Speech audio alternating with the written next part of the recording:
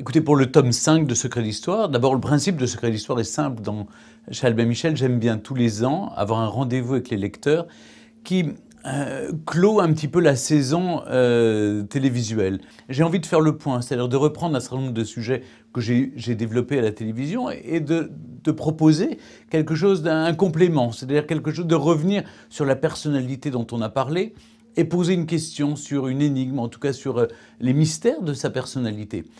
Il y a des personnages comme ça ça nous permet de voyager dans le temps, de voyager dans l'espace et de voyager finalement dans toutes les époques avec des personnages hauts en couleur. Il y a d'un côté une féministe qui a payé très cher sa liberté d'esprit, de ton et sa liberté de vie, qui était Olympe de Gouges, une femme qui mériterait, il faut bien le dire, d'entrer au Panthéon. D'autres personnages féminins m'ont toujours intrigué. Je pense au drame de la Calas, qui découvre dans les journaux que Onassis, l'amour de sa vie, va épouser Jackie Kennedy. Et donc,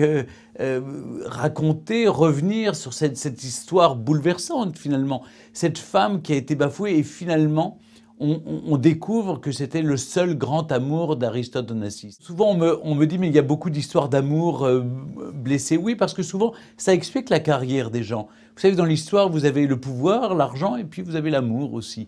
L'amour explique beaucoup de choses. Autre personnalité, Mazarin. J'ai toujours aimé les personnages qui sont dans l'ombre, les éminences grises, en l'occurrence les éminences rouges, puisqu'il était cardinal. J'aime, à travers ces personnages de Secrets d'Histoire, raconter une période de notre histoire. Raconter, évidemment, la manière dont les Français vivaient, quelle était l'atmosphère qui régnait dans le pays. Il y a 23 sujets, il y en a pour tous les goûts, il y a pour toutes les périodes, toutes les époques, et ça permet comme ça de se plonger avec délice, je crois, dans l'histoire.